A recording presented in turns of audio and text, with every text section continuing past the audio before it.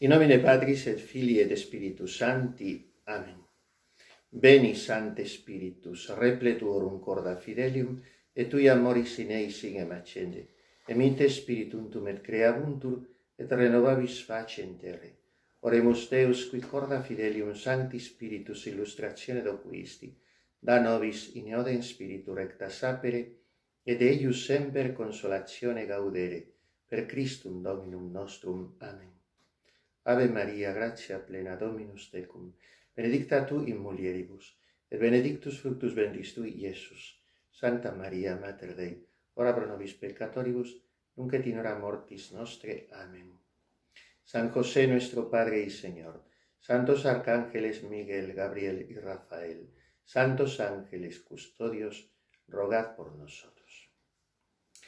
Vamos a tener, con el favor de Dios, unos ejercicios puramente ignacianos, sirviéndonos, naturalmente, del librito áureo de los ejercicios espirituales de San Ignacio de Loyola, que tantas almas han convertido, que a tantos hombres y mujeres les han ayudado e iluminado para encontrar su camino en el servicio de Dios, y que a tantas almas espirituales y religiosas también les han aprovechado para una nueva, podríamos decir, elección de Estado y para una nueva reforma de la vida.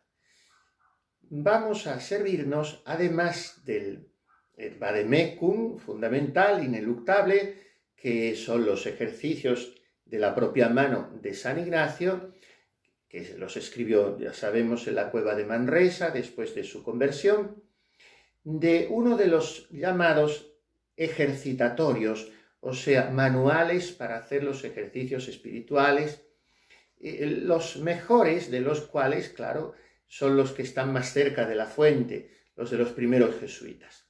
Tenemos después muchos, a lo largo de estos más de 4 siglos de historia de los ejercicios, y recordamos al padre Casanovas, al padre Calveras, al padre Segarra, en fin, muchos padres beneméritos y otros que sin escribir su método de dar ejercicios, pues fueron extraordinarios predicadores, de ellos más a nivel popular, como San José María Rubio, el beato Tiburcio Arnaiz. Podríamos hablar también en el siglo XX del número 1 de los oradores sagrados de España, el padre Alfonso Torres, pero me voy a basar fundamentalmente en el padre Luis de la Palma, que es uno de los clásicos de espiritualidad española, archiconocido por nosotros, por muchos supongo, por su absolutamente célebre historia de la Sagrada Pasión, la Pasión del Señor del Padre La Palma. Después tiene traducciones y adaptaciones al castellano actual, de las que francamente no soy partidario, porque su castellano es delicioso. Es un toledano de familia relativamente bienestante, nace en Toledo en 1560, a los 13 años pide la admisión en la Compañía de Jesús y a los 15 es admitido. De una inteligencia superdotada y de un espíritu admirablemente fervoroso, es ocupado en muchos cargos de gobierno en la Compañía de Jesús, es 2 veces provincial, siempre de la provincia de Toledo, es profesor, es predicador, pero nos interesa sobre todo como escritor. Como escritor tiene numerosos escritos, además de la vida del señor Gonzalo de la Palma, su padre, pues tiene, como hemos hablado, la celebérrima historia de la Sagrada Pasión y del uso y abuso de la comunión, 2 tratados del examen de conciencia, general y particular, la vida del padre Pedro de Rivadeneira, uno de los primeros jesuitas, ejercicios y meditaciones para prepararse a la Sagrada Comunión y unas preciosas y hoy muy desconocidas meditaciones de la Virgen Nuestra Señora. Pero nos basaremos en estos estas reflexiones sobre los ejercicios de San Ignacio en la obra del Padre La Palma titulada Camino Espiritual. Está editada junto con la historia de la Sagrada Pasión en la BAC, la Biblioteca de Autores Cristianos, en el año 1958, todo en el mismo tomo. Bien, en este camino espiritual hace un tratado de ascética y mística, muy interesante, muy profundo, muy teológico y como brotado de la pluma de un hombre no solo docto, sino experimentado en los caminos del espíritu. Y tiene esta obra varios libros, concretamente 5 libros, como antes se dividían las obras literarias. El primer libro es tratando del autor, del intento y de la disposición del libro de los ejercicios espirituales. El segundo libro, todo él sobre la vía iluminativa, porque ya se parte de que ha hablado brevemente de la vía purgativa. Entonces, el segundo libro de la vía iluminativa, el tercero de la vía unitiva, el cuarto de las calidades que ha de tener el que da los ejercicios y el que los hace, y del tiempo que se ha de gastar en ellos. Y el quinto libro del fruto que se ha seguido del libro de los ejercicios. Después de todo esto, el Padre La Palma añade una suerte de epílogo, pero que en realidad constituye otro libro en sí mismo, con casi 100 páginas, que titula así: Práctica y breve declaración del camino espiritual. Lo dedica al Padre General de la Compañía de Jesús. Antes de la exhortación a los padres y hermanos de la Compañía, pues se dirige al Padre Mucio Witeleski, entonces el general, después a todos sus cohermanos jesuitas, con una exhortación muy fervorosa, a modo de prólogo de este otro libro, y después una exhortación para hacer los ejercicios. Entremos en materia después de esta introducción para contextualizar histórica y literariamente y, naturalmente, desde el punto de vista espiritual. Esta exhortación para hacer los ejercicios, el Padre La Palma la hace arrancar de esta invitación de San Pablo a los Gálatas, 5:16. Spiritu ambulate. Esto es lo que tiene que servirnos e iluminarnos en unos ejercicios espirituales a quienes de vez en cuando nos despistamos, nos descarriamos y andamos en la carne más que en el espíritu. Entonces, el Padre La Palma, haciéndose eco de San Ignacio, nos recomienda esto: Spiritu ambulate, y haciéndose eco también repitiendo las palabras de San Pablo. ¿Qué es un ejercicio? Empieza diciendo él en esta exhortación preliminar. Pues así como los cuerpos que no andan ni hacen ejercicio son enfermos y crían malos humores, así también el espíritu no puede dejar de estar enfermo si no se ejercita. Por eso el apóstol, como gran médico, da este consejo: Spiritu ambulate. En el cuerpo, conforme acumulamos años, se van amontonando también alifafes, achaques, enfermedades, y esto sucede también con el espíritu. Y dice el Padre La Palma, entra uno en una religión, se decía entonces, en una orden religiosa, diríamos hoy, en una congregación, en un monasterio, y a pocos días se halla en el noviciado que no conoce, tan fervoroso en la oración, tan animado a la mortificación, tan despreciador de la honra, tan gozoso en su desprecio, tan acomodado a la pobreza, que nunca sintió tanto contento en la honra, abundancia y libertad del mundo, y le parece que puede decir: alabando y haciendo gracias al Señor, qui sanat omnes infirmitates tuas. El Señor ha sanado todas tus enfermedades. Ese afán de independentismo, esa soberbia, ese deseo de poseer, de gozar de prestigio, el Señor lo ha sanado. Pero termina el noviciado.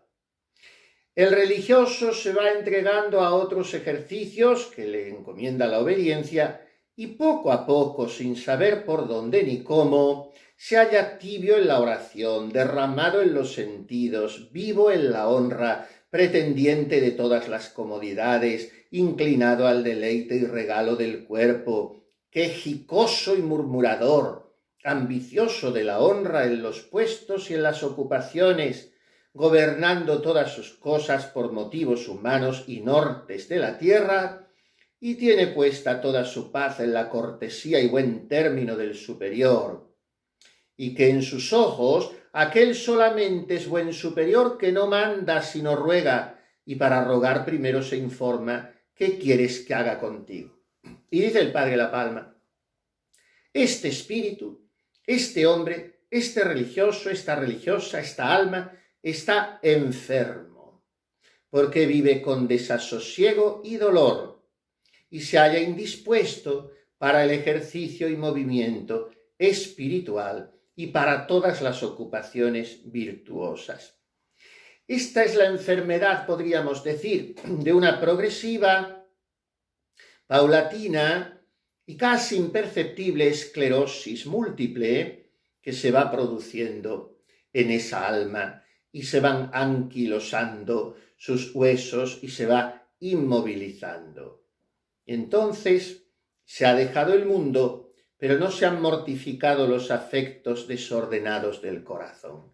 Y como estos están vivos, se ceban y se sustentan en las cosillas del mundo que hay dentro de la religión. Trae aquí una cita muy interesante de un libro que entonces se leía mucho en los monasterios, Las colaciones de Casiano, el abad Juan Casiano. Por eso a la cena en los conventos, en tiempo de ayuno, se la llama colación, porque se tenía después de una pequeña tertulia, coloquio, diálogo entre los religiosos, era un modo de capítulo, después de una exhortación que hacía el superior. Esto viene de los Padres del Desierto y esto lo acuña Casiano con su libro clásico Las Colaciones. Y dice este Casiano en sus colaciones que hay una cosa ridícula, y es que algunos, después de aquel fervor de la primera renunciación, con que habiendo dejado o sus casas o sus haciendas, o muchas y grandes riquezas con todas las demás pretensiones del siglo, se entraron en los monasterios y los vemos en algunas niñerías, que no es posible pasar sin ellas, ni pueden dejar de tenerse aún dentro de la religión, tan asidos y aficionados, aunque sean cosas pequeñas y viles, que el cuidado que ponen en ellas sobrepuja a la pasión con que poseían en el siglo todas sus riquezas. Esto lo desarrolla Casiano y me hace recordar un pensamiento de San Juan de la Cruz, que dice así: de cuánto bien se privan los espirituales y cuánto mal se acarrean por no querer acabar de levantar el espíritu de niñerías. Trae 3 verbos el doctor místico: querer, acabar, de levantar. Porque lo primero es desearlo, lo segundo es rematar lo que se ha comenzado en fuerza de aquel deseo. Porque tantas veces se empieza a despegar el espíritu de las niñerías, pero no se acaba de hacerlo. Y se vuelve a reconquistar esa ridícula bobada a la que se estaba asido. Hay, por tanto, 2 maneras de religiosos, dice en esta exhortación inicial, en la cual todavía estamos y que nos servirá para esta meditación introductoria que nos ocupa, y en la que no me alargaré mucho, como en ninguna de las sucesivas, si Dios quiere.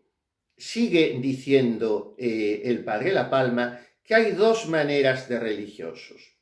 unos con el cuerpo tan solamente, que se contentan con el hábito y observancias exteriores, que son como los ejercicios corporales de la religión.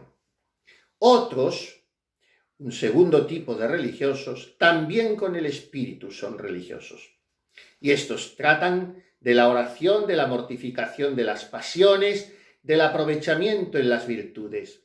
O sea, estos constantemente están haciendo ejercicios espirituales en la vida religiosa. No es que entran 8 días o 10 o 5 de ejercicios, sino que en todo lo que hacen se están ejercitando. Están, como si dijésemos, desarrollando su musculatura espiritual. Están alimentándose, están adquiriendo fuerzas, otras veces descansando. En fin, lo que es desarrollar un organismo.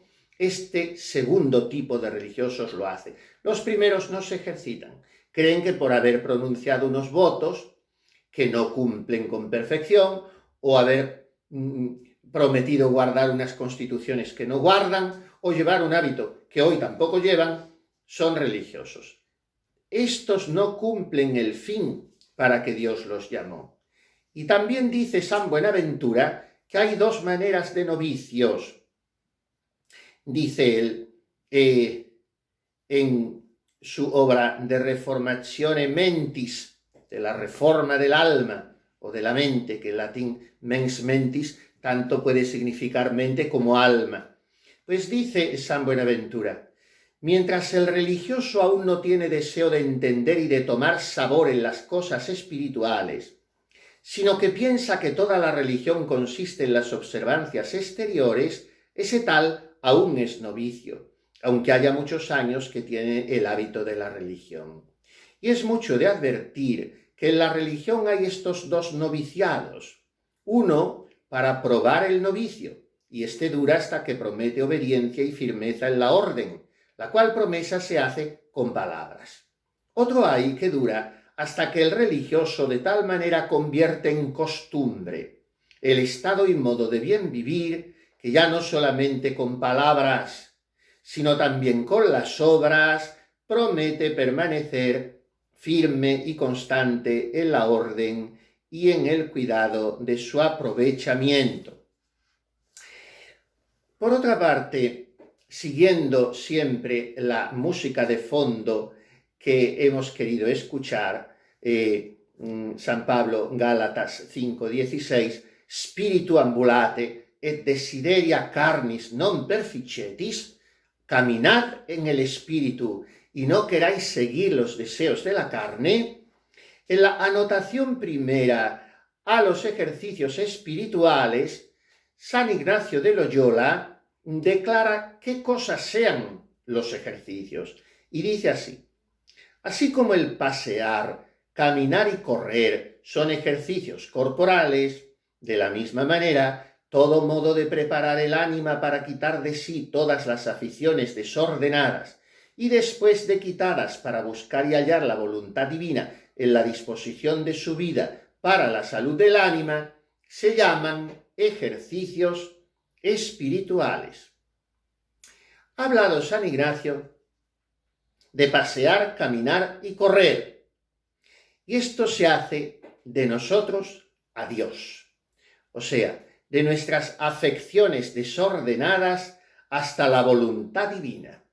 ¿En qué consiste esta carrera, este ejercicio espiritual análogo al corporal? En apartarnos de nosotros mismos para acercarnos a Dios, dejando nuestras afecciones desordenadas, nuestros apetitos, nuestros apegos, para hallar y cumplir la voluntad divina. Y que no seamos de esos religiosos o de esas almas, si es que no somos religiosos, enfermas, que decía Casiano, que dejan el mundo solamente con el cuerpo, sino que también mortifiquemos la concupiscencia del espíritu para la salud de nuestras almas. Este camino espiritual lo dividió San Ignacio en el libro de los ejercicios en 4 semanas. Digámoslo brevísimamente y pongamos punto y final. son como 4 jornadas, como 4 viajes. El primero, aborrecimiento y dolor de los pecados, que es como arrancar la mala vida. Segundo paso, mortificación de las pasiones, haciendo guerra al amor propio y siguiendo a Cristo el Señor. Tercer paso, ejercitar las virtudes conforme a la doctrina del Evangelio, principalmente la pobreza, el desprecio de la honra y la humildad de corazón. Y cuarto paso, no solo tener el afecto en la pobreza y humildad, sino estar dispuesto a dejar efectivamente las riquezas temporales y pasar por cualquier humillación que entendiere el alma ser de mayor servicio de Dios. Y siendo igual gloria de la divina majestad, por imitar y parecer más a Cristo nuestro Señor, esa tal alma ha de querer más la pobreza con Cristo pobre que la riqueza, los oprobios con Cristo lleno de ellos que las honras, y desear más ser estimado por vano y loco por Cristo, que primero fue tenido por tal, que ser tenido por sabio y prudente en este mundo. Esto es lo nuclear del libro de los ejercicios, y con esto ponemos punto y aparte para introducirnos en la primera meditación propiamente dicha de los ejercicios espirituales.